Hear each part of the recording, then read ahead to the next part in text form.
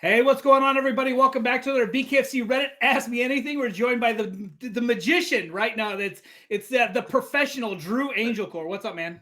Yes, sir. What's going on, brother? All right, let's clear the air. You're a dickhead. You abandoned me. I'm a big Angelcor guy. Like you just up and cut off all social media. I tried finding your wife on social media because I was curious about you. I reached out to your manager. All he told me, he wouldn't give me your number. He said he's good. Don't worry about him. He's doing well. He's recentering and doing all that shit. Where'd you go? Yeah, man, I unplugged after the last fight. Initially it was gonna be like, a couple of days. I told my wife I'd disconnect from social media, just focus on the wife and kids and kind of, I just unplug. And it started that way. And about a week into it, I was like, this is pretty refreshing.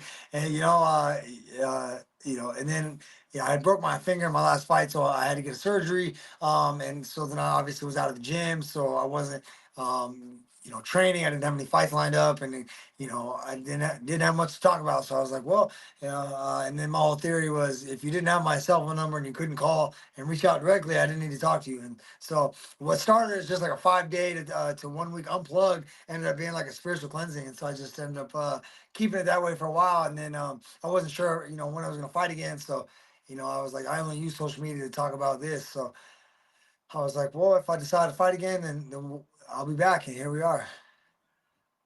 From that past fight, there's several fighters that are still showing that they're suspended. You are not showing you're suspended. So can you clear up like what happened exactly? There's so many misconceptions and so many rumors, and your opponent was saying some bad stuff. Like no one knows. You know what I mean? So if you could just kind of clear it up for us.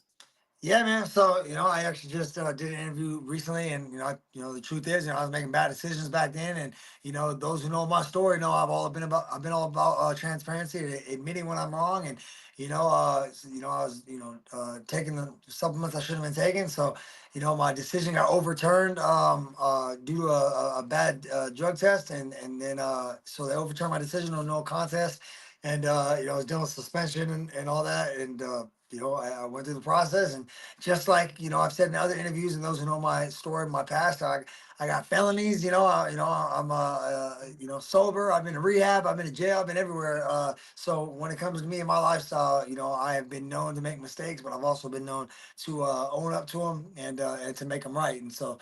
Unfortunately, I was just making a bunch of bad choices last year, in and out of the ring, and I had to deal with that, and so here we are. You're a guy who takes sobriety very serious. Was that like in question at all too, or was it just some performance stuff? Yeah, man, I had all kinds of. I mean, I had all kinds of unfortunate situations going on last year. Fight performance, and outside issues combined. Man, it was just not. I wasn't dealing with life on life's terms the way I should have been, and I was just making a whole bunch of poor choices, and they all just kind of kept started catching up to me. And so which partly is another reason why I disconnected and stayed unplugged from social media, from fighting, because it was it was important for me to get my mental health right. As a husband and a father, boxing coach out here in the community I live in, I had to make sure I get my foundation laid appropriately to build back up on, and that's what I've been doing, man. So I am back, I'm healthy, and the good news about this industry and the fight game is that I have a chance to redeem myself, which I'm going to March 21st. I get to prove, hey man, fighters make mistakes and humans make mistakes. And so all I can do now is put my best foot forward and continue to to be honest and transparent. And here we are.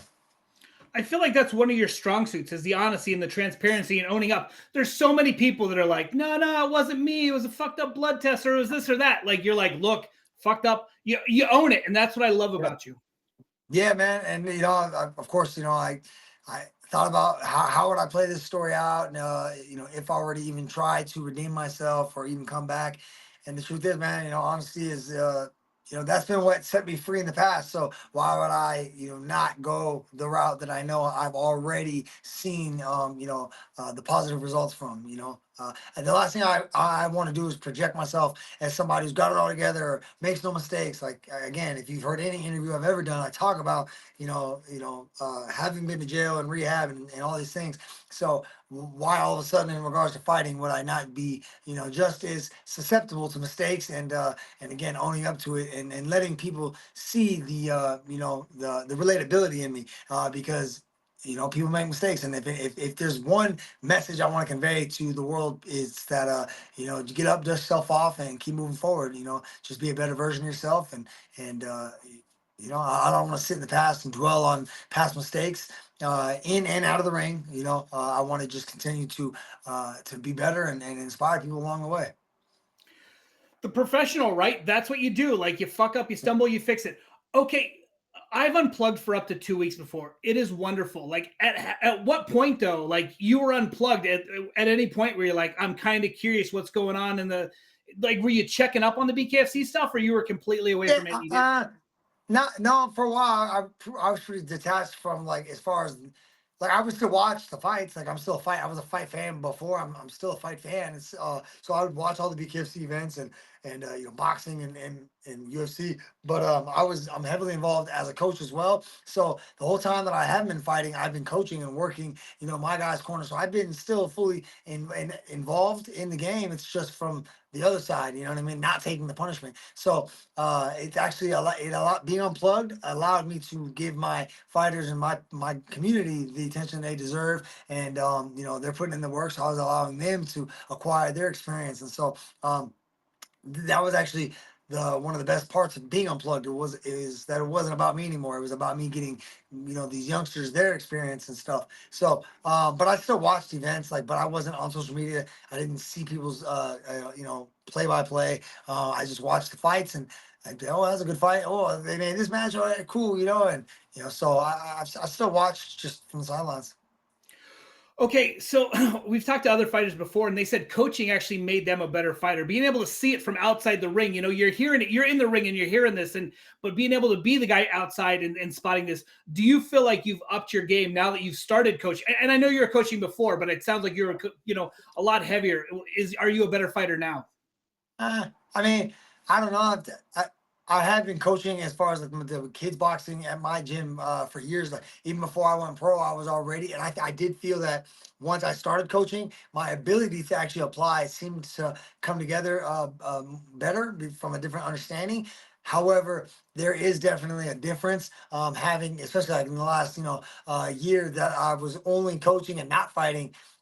That's kind of what brought me back into fighting again because the itch would be there, and it's like I can tell them this, and I'm in the back helping them warm up, and I'm seeing the excitement and the energy of the atmosphere of the fight game, but I'm not living it where because I want to compete, man. I want to compete. I love the violence. I love the competition. I love the blood and I feel like a modern day gladiator with the bare knuckle stuff, and so coaching helped my like intellectual, but it doesn't satisfy. Like I'm not done fighting yet, and I need Sure. to get the rest of this itch scratched before I can fully commit to being just a coach. Because playing both sides right now, it's like it's like I can't commit to one without half stepping the other, and that's dangerous doing both. It's crazy how I'll say crazy how the Lord works. You got suspended, but now you're back. You owned up to it, and you're the main event of Philadelphia in the hometown. Get out of here, kids! Now, Yeah, no, you're good. You're good. So anyway, you're the main event in the hometown of yeah. the BKFC creator. Like, what's that like? So and that's another thing that's what I was saying earlier about I'll man up to my mistakes because what a blessing it is that I made a mistake, right? But not only did I pay my dues, right? I paid my fines, I did my suspension, I dealt with the legal aspect of it, but I not only said, hey, I literally told Ryan like, hey man, I want to fight again, and within 3 days calls me, he's like, hey, you want to fight? Philadelphia, March 21st, Dustin Pay, 165. I'm like, check and check, and send the contract. Me, I'm like, let's make it happen. They didn't even tell me I was the main event until I'm driving to the gym and I get tagged on Instagram by the BKFC. It's like Dustin Peg and Angelcor headlining BKFC Philly. I'm like, what the hell? Like, not only did they give me a chance to come back, but I get the the biggest stage, that I as far as main event. I mean, I fight in Knuckle Mania, I fight in my hometown already, but like the fact that I get to be on the poster and I get to be the main event in his backyard, which I'm not dumb. I'm the B-side flying guy, which Sure. I 4 out of 5 times I have been already, so it's not like I'm surprised. I'm always going to be the guy outside of California. But what an opportunity it is that I get to redeem myself and come back and give the fans a fight that everyone wants to see. I know people see it and we're like, that's the fight I want to watch. And what a great fight for me to come back to prove myself against a game opponent like Dustin Peg.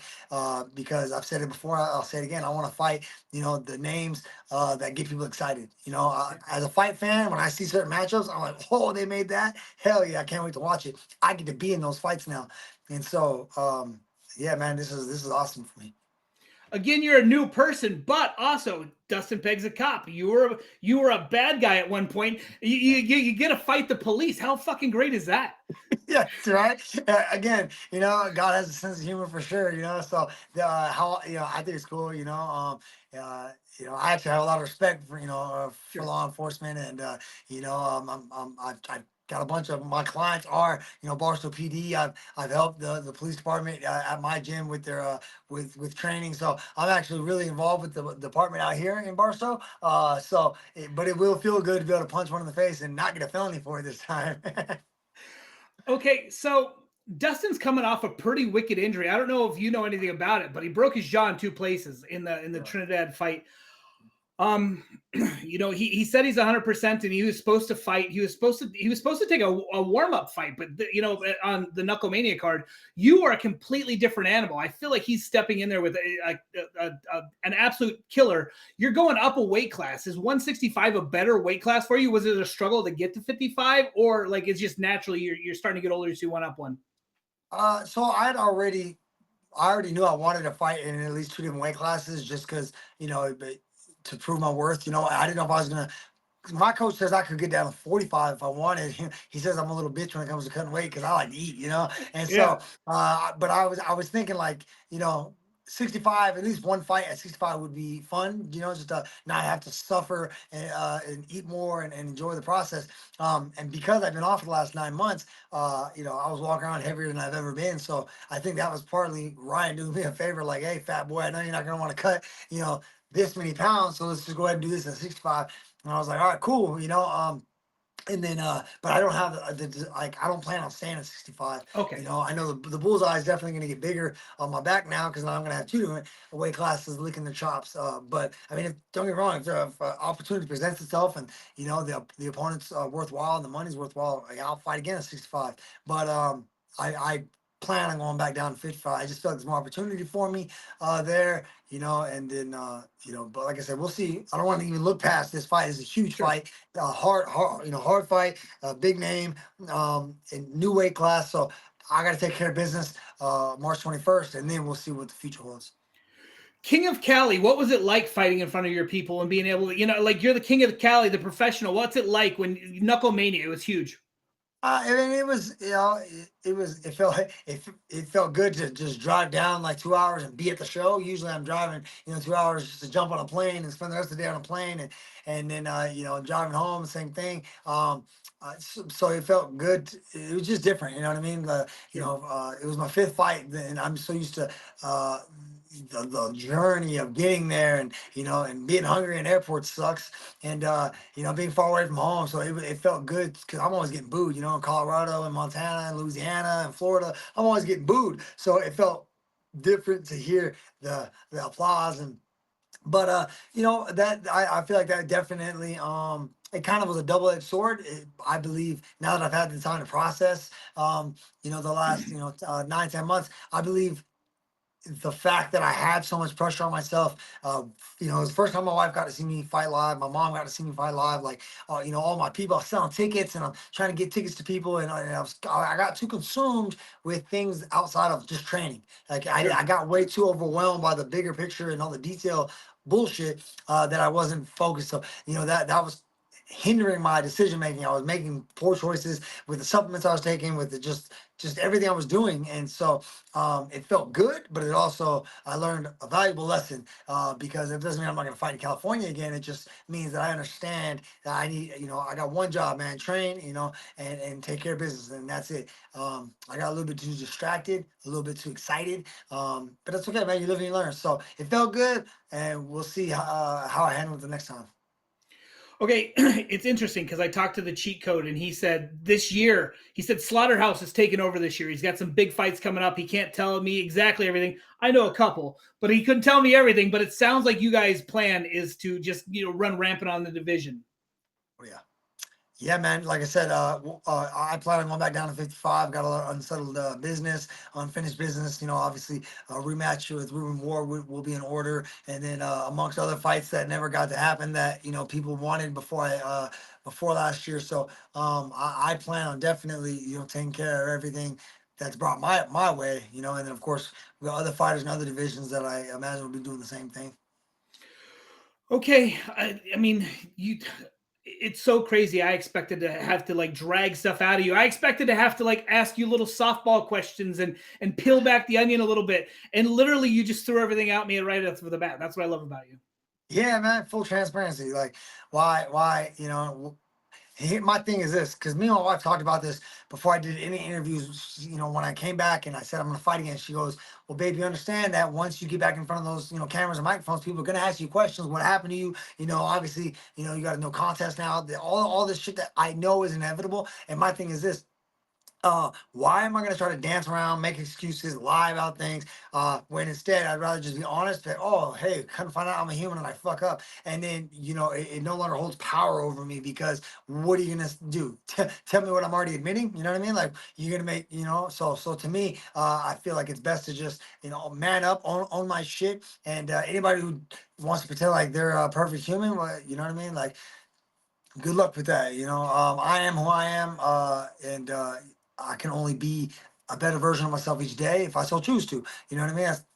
That's all I'm gonna do is keep putting my best foot forward, owning up to my shit, and then taking care of business. And like I said before, obviously people are gonna have this, this asterisk attached to my name now, and say, all right, well, I'll gladly piss before and after every fight, if Sure. that's what it's gonna take as far as people, oh, he's a fucking cheater. All right, well, one, you fight me then. All right, and then two, test me before and after every fight. You know what I mean? Sure. And then of course the ultimate thing is make sure I, as far as bad decisions never being a factor again. It's like well, fuck, no longer. It's my job to not let a referee or a judge ever be a deciding factor in a fight. In other words, I got to knock these people out, take care of business, so there is no oh, he got robbed, or you know what I mean. And then like I said, testing before and after every fight. And that's it. And that's why I'm so open about it, because it's like, oh, I fucked up. You haven't. You know what I mean? Was your last fight the only fuck up, or like you were clean Yeah, in your yeah. okay? Yeah. Okay, yeah, yeah. I mean, obviously, I've never failed the test before or anything like that, and Sure. I didn't think so.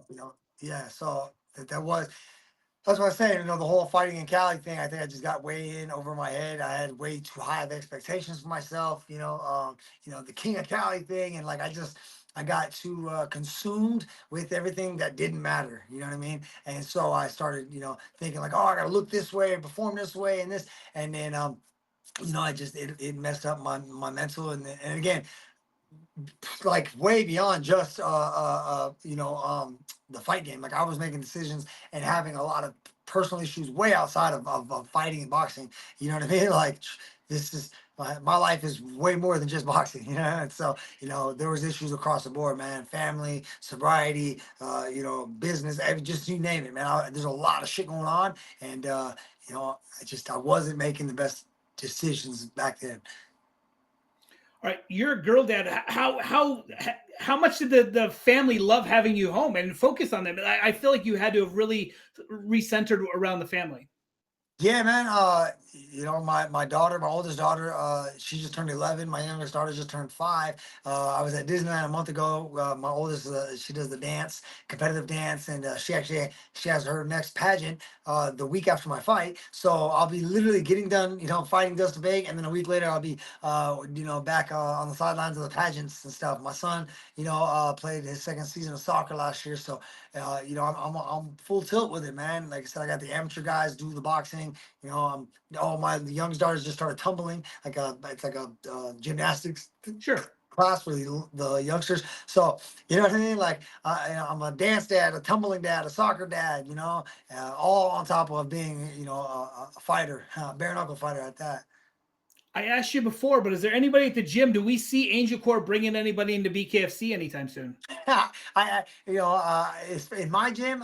I don't think so. I asked, I got all kinds of training partners and professional boxers and stuff that I always say, like, hey man, if you decide, you want to come to the bare knuckle, let me know. I've joked with all my friends, and most of them are like, yeah, I'll leave that crazy shit up to you.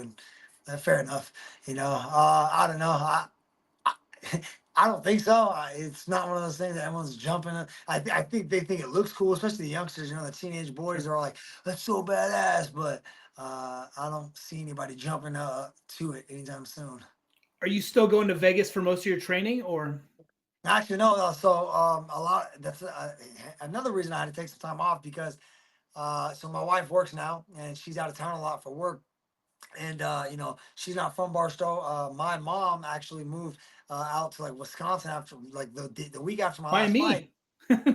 Yeah, exactly. So she's up your way, people, because my dad got a job out there like 2 years ago. So I have no family out here. We have no babysitters. We have nothing. So last camp, I was able to go to Vegas and train my boy Shane, like once or twice a week because my mom was able to help watch, the kids. But after my fight, she took, moved across the country. And then, so we don't have any babysitters, it's just my wife and I. So, fortunately though, God continues to provide. And I actually have been in a different gym, down in Moreno Valley, which is like only 90 minutes away. It's a little bit Okay. closer than Las Vegas. And I'm able to go while my kids are in school. So I'm still able to take my kids to school. I drive down, I train, I spar, I come back, I pick them up from school. And so like now my training schedule is just structured a little differently. So I haven't been, but I still do, Shane Mosley is still my brother and we still talk and he's actually just texted me a couple days ago, like, hey, how's Cam? How you feeling? And as soon as he saw that I was back fighting again, he called me and we FaceTime. So I'm still invited there. I still have my connections in Upland and down in Long Beach, and I could go anywhere I want. It's just a matter of like the timing is really what it comes down to right now. What part of Wisconsin? I'm way up north. I'm up in Tomahawk, way up north. Oh well, man, I know that they're like an hour from. I think they're like an hour from Chicago. Is that Okay, sound? so they're by Milwaukee, probably over there. Yeah. Something like that. If you said the dang city, I'm trying to think, do I have a letter from them? No, Uh, no worries, no worries. They're yeah, probably four hours away from me. That's what. But I want to say it starts with a K. I want to say the city starts Kenosha. with maybe that's it. Yeah, maybe That's where that's Big it. Ben, the heavyweight champion, trains out of. Okay. Yeah, so they're up there. I know that my mom's been sending pictures of all they got snow and all kinds of stuff. So, down here we're in the high desert, so snow, I've only seen that like once in my life, So they're up there, you guys get buried in snow up there. We did, but now it's crazy. It's 60 degrees. Like we literally had a blizzard. There was Oh, 5 inches of snow. It was insane, and now it's 60 degrees again. So I don't know. is it like summer to you? Yeah, right. My one of my last questions: have you talked to Ruben War since your fight? Yeah, actually we have. And he knows that I told him I'll take care of business March 21st, and then that I will be calling him out for a rematch. I told him I owe it to him. I know he's got some fights lined up outside of BKFC as well. So I told him, you take care of your business, I'll take care of my business.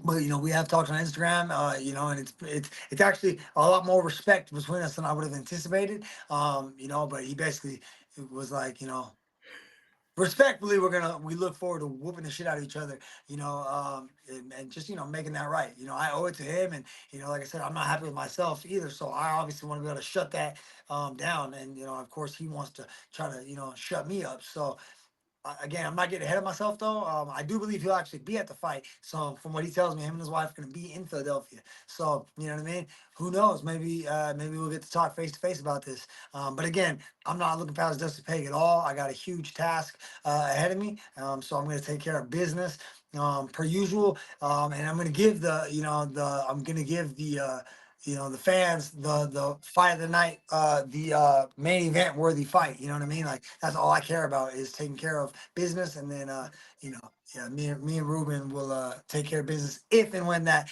bridge is to be crossed. So you've tasted going to the decision. Like, is that going to change the way you fight going forward? Well, I mean, if you five fights, I've actually gone the distance 3 times now, Yeah, but I and mean, like so this one, it was a little closer. Usually you're pretty dominant. This one yeah, I feel like was like a razor's edge. Like yeah. it could have went either way. Yeah, definitely. So if you remember when I got the draw in Louisiana, I knew it was because I took too long. Then my next fight, I think it was like Brett Hudson. I came out the line, got busy, and ended it in 69 seconds. So I already proved that like you make a mistake, I make the adjustment, and I saw the difference. So the good thing about this is that I believe it's because it's the fight night, the rings are smaller, so there's Yeah, not as much room to move. So even if Dustin, which I don't anticipate, were to try to run, there's nowhere to go. You know what I mean? Like we're not going to be in that giant swimming pool of a ring that we were at in the at Knucklemania. So I definitely understand, and I'm going to his hometown. Like I'm not dumb. Like I know how this goes. Like I'm not going to go to his hometown and then make it a close fight, think they're going to give it to me. Like, so sure. I have to take care of business. Either you win unanimously or I have to get the knockout. Is it bring you back to your street beefs days fighting in this little Mhm. cage? Yeah, man. I mean, this will be my first fight night. So I haven't actually been every BKFC event I've been to has been in the giant ring, which has Yeah, always like been so surprising how big these rings are. And then having no corner makes it difficult because there's nowhere to, it makes it there's nowhere to trap them, right? And so uh the street beef thing was in the dirt, so that kind of sucks because there's no footing. So I don't imagine I'm gonna have to deal with that. But I don't know. I also know that like I said, I love the violence, I love the fight. So like I have every desire to get busy quick and keep him on his back foot. It's his hometown. He's gonna be comfortable. He's gonna be the favorite. So I don't want to give him any time to get comfortable, to get acclimated, to get a rhythm going. So and I want to get hit in the face, man. The sooner I get hit in the face, the better. You know what I mean? And I want to give the fans a fun fight to watch, right? And so I don't want because even like when I watched the fights, with my fight in Louisiana and even with the war fight, like it wasn't as I like action. You know what I mean? I want sure. blood. I want blood. I want knockdowns. I want just both beaten, bloody, and bruised. You know what I mean? And so there's only one way to get that done, and that's to get busy early and stay busy. All right, man. Well, I appreciate it. Do you have any message for the fans or anything you want to get out there before we call it done? Nah, man.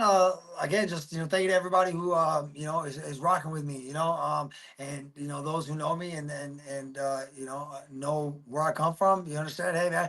I'm a human. Humans make mistakes, and so thank you for riding with me. Through the good and the bad. And to those who feel indifferent, just keep your eyes peeled because I promise you, I'm not going anywhere. And if you want to watch me, under a microscope, feel free. I won't be repeating any bad mistakes, bad habits. And again, thank you to everybody who gives me opportunities to do these interviews and to answer these questions and to get ahead of the bullshit. Thank you to the BKFC for giving me an opportunity to redeem myself. Thank you to Barstow for standing behind me. Thank you to my wife for being my backbone. And just again, thank you to all my sponsors who take care of me and get me through these camps. And yeah, thank you to the fans, man. Like tune in March 21st. Thank you to Dustin Peg for giving me an opportunity and being a game opponent because it takes two to tango. So thank you to Dustin Peg for giving me this opportunity to come back and yeah, man, let's give him a show. Barstow, stand up. All right, professional. Thanks so much for your time. Have a great day. Good luck with the family. Tell your kids and wife I said hi. Yes, sir. Thank you very much, guys. Later. Bye.